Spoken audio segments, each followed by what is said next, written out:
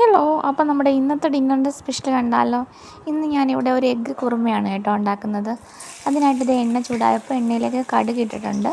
അതിനുശേഷം കുറച്ച് വെളുത്തുള്ളി ഇഞ്ചിയും ചോപ്പ് ചെയ്തതാണ് ഇട്ട് കൊടുക്കുന്നത്. അത് നല്ല ബ്രൗൺ ആയി വരുന്ന സമയത്ത് കുറച്ച് സവാള ഒന്ന് ചോപ്പ് ചെയ്തത് ആഡ് ചെയ്ത് കൊടുക്കുന്നുണ്ട്. പിന്നെ ഒരു തക്കാളി ഇട്ട് കൊടുക്കുന്നുണ്ട് കേട്ടോ.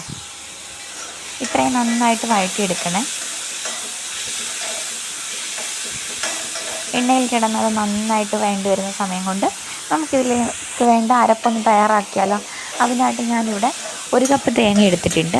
അതിലേക്ക് 1/4 ടീസ്പൂൺ നമ്മുടെ പെരുംജീരകത്തിൻ്റെ പൊടി, ഒരു 1/4 ടീസ്പൂൺ മഞ്ഞൾപ്പൊടി, ഒരു 3/4 ടീസ്പൂൺ മല്ലിപ്പൊടി, ഇത്രയും പൊടികളാണ് കേട്ടോ ആഡ് ചെയ്തത്.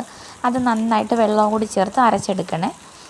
ഒരു പച്ചമുളക്, 2 പച്ചമുളക് ആഡ് ചെയ്യുന്നുണ്ട്. നമുക്ക് എരിവിനനുസരിച്ച് നമുക്ക് പച്ചമുളകൊക്കെ ആഡ് ചെയ്ത് കൊടുക്കാം. ഈ സമയത്ത് നമ്മളത് എഗ്ഗ് ബോയിൽ ചെയ്യാൻ വെച്ചിട്ടുണ്ട്.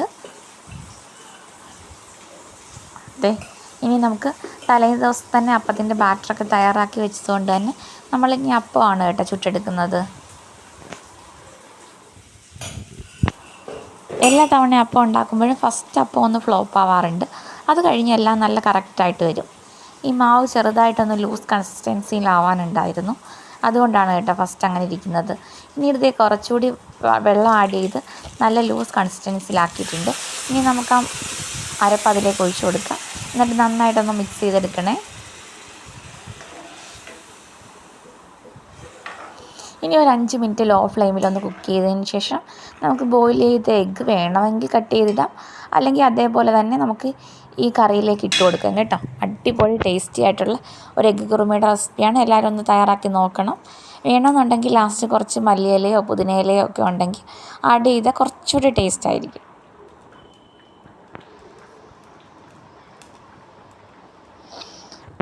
അപ്പം നമ്മുടെ എഗ്ഗ് കറി അല്ലെ എഗ്ഗ് കുറുമയൊക്കെ റെഡി ആയിട്ടുണ്ട്. ഇനി നമുക്ക് ആവശ്യത്തിനുള്ള അപ്പവും കൂടി ചുട്ട് ചൂടോടെ തന്നെ കഴിക്കാം കേട്ടോ.